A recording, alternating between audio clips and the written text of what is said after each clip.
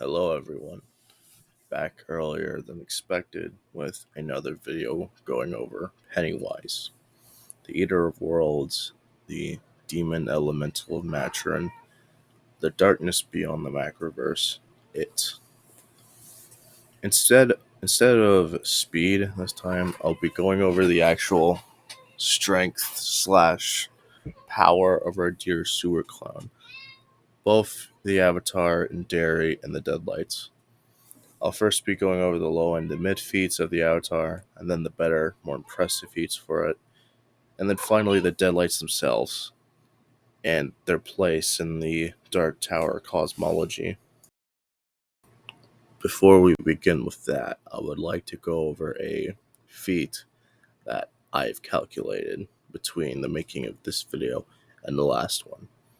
A sort of tiny update on Pennywise's speed.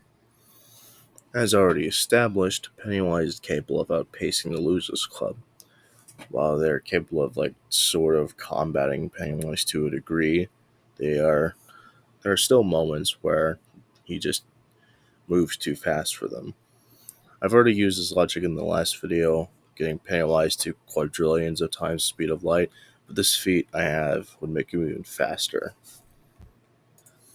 After hurting the Deadlights in the Ritual of Chud, Bill and Richie were sent flying back to Earth like cosmic torpedoes. They were moving so fast that when passing by Matron, he completely disappeared from sight within a single eye blink. But we're still able to perceive stuff moving by while moving at these speeds. This is nuts, as Matron is ridiculously huge, so huge that he dwarfs universes in size. The universe the book took place in was created by Matron by mistake, just as a result of him puking. This is consistent, as the Deadlights, the brother of Matron, and who should have a should be comparable in their states of existence, perceives the entire universe as a puny little egg. The total diameter of the observable universe is about 93 billion light years. Obviously, Matron would be far larger than this, but this is the best I can do. The duration of a blink is on average 100 to 150 milliseconds. Slapping these values together, this feat would come out to be worth 19 quintillion times the speed of light to 29 quintillion times the speed of light, moving on up a completely new tier of alien numbers. However, this is actually downplay for the feat.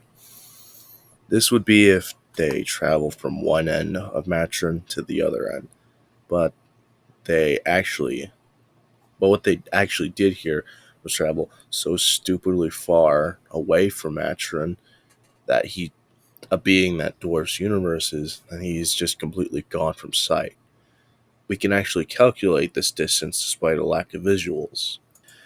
Using the smallest angle a human can see, 0.02 degrees, along with the size of the universe, 93 billion light years, this distance would be about 266 trillion light years long.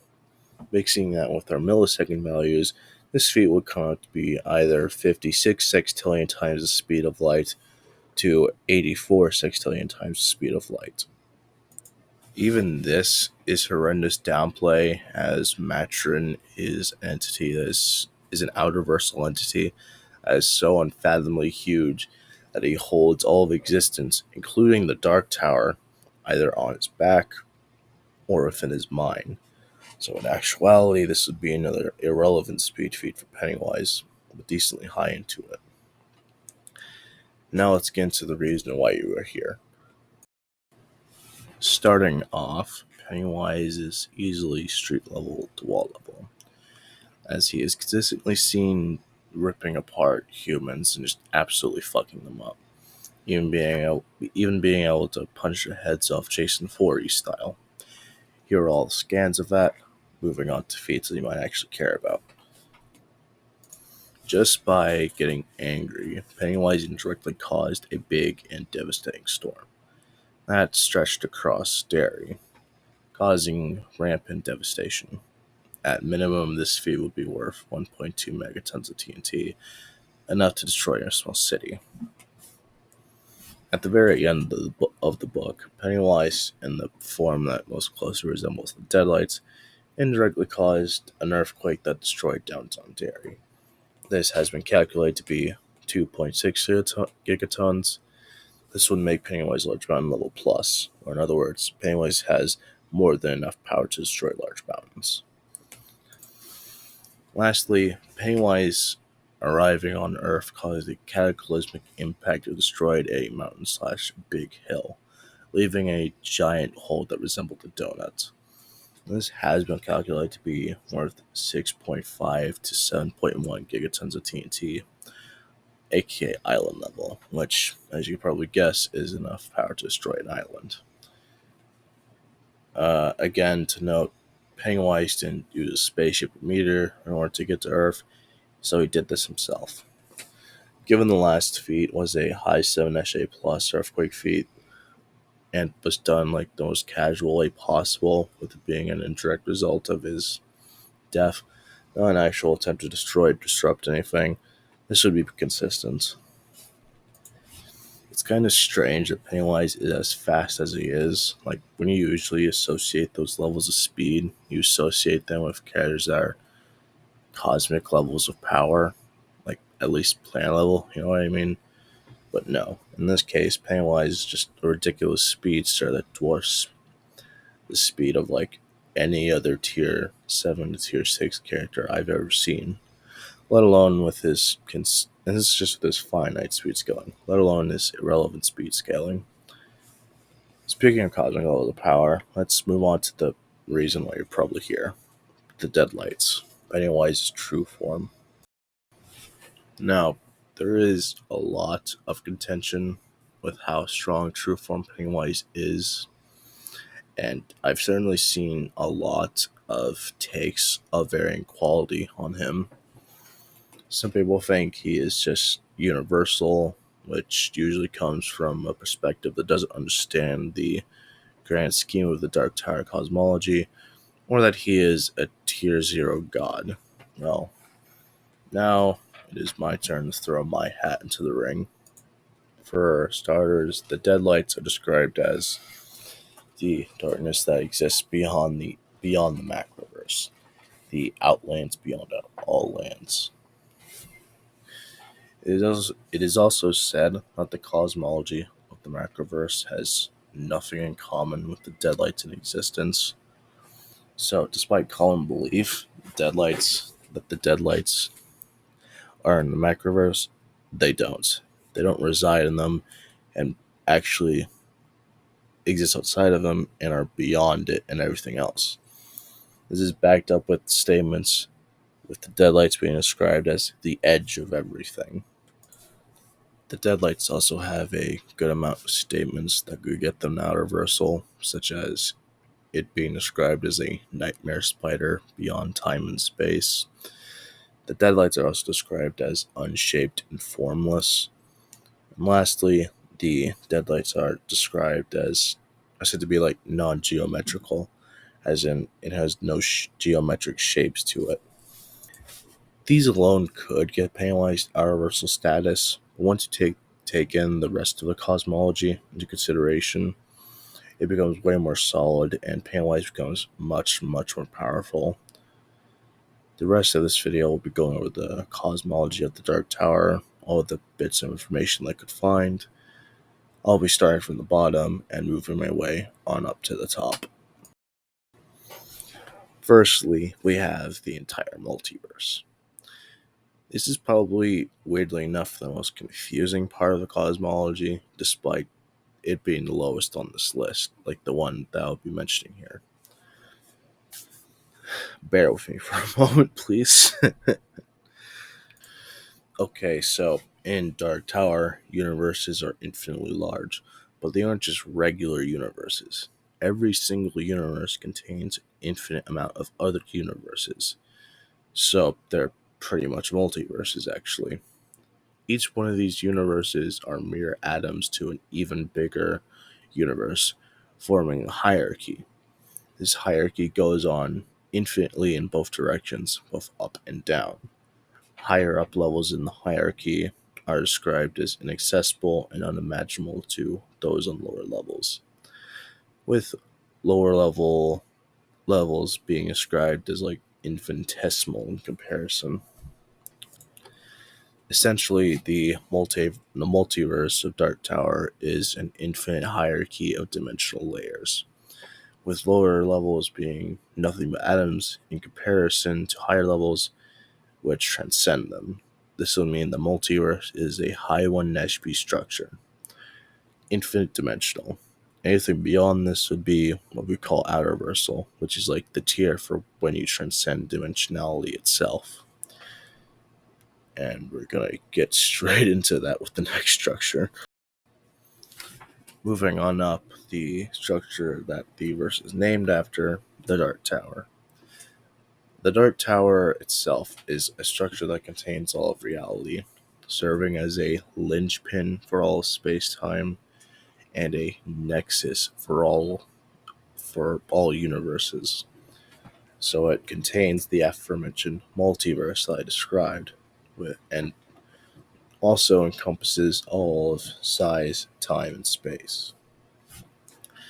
It also holds and serves as like a power source for the 12 beams, which are cosmic beams which hold the proper alignment for all of time, space, size, and dimension. Typically, when you see someone refer to like all of existence, like with the Crimson King threatening to destroy everything, this is what they're referring to. The Dark Tower can be considered an universal structure, like this infinite dimensional structure. Beforehand, it's just something it contains. Also, the quote-unquote top of the Dark Tower contains a quote-unquote room that exists above the multiverse. The Dark Tower also exists in like vaguely located in a vaguely defined place known as N-World, which is described as like a place beyond time and space. So second structure in, and we already reached outerversal, albeit baseline outerversal, but we have more to cover. Next up, we have the Prim. The Prim is a primordial sea of chaotic magic that birthed Gan and was used to create everything, like pretty much every single being in the verse and whatnot. It was used to create the multiverse and the Dark Tower, and the Prim contains them, with them just being islands that float atop its ocean. In the N-World Alamic, I'm not sure how you describe that. I'm not sure how you pronounce that word, but fuck it, who cares? The Prim is also described as formless, so further cementing that it's universal, not only universal, but a step above the Dark Tower. Lastly, we have the Macroverse, also known as Todash Darkness. It is the nothingness that surrounds and exists between all worlds. The Macroverse is utterly above the Prim. It is said to be beyond the Prim, and that the Prim is a mere drop in comparison to the Todash space's infinity. So it pretty much transcends the Prim, much like how a higher universe would transcend a lower universe back with the multiverse. This would mean the Macroverse is 2 layers high and outerversal. To cement this, the Macroverse has its own series of outerversal statements. The Macroverse is described as a void of possibility which lays beyond all physical worlds. It is also described as a place that lacks direction. It is also described as an archetypal void.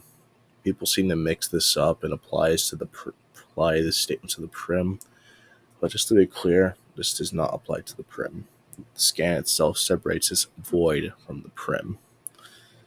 The Macroverse / Todash Darkness is the only significant void in Stephen King's works, so this statement most likely applies to it.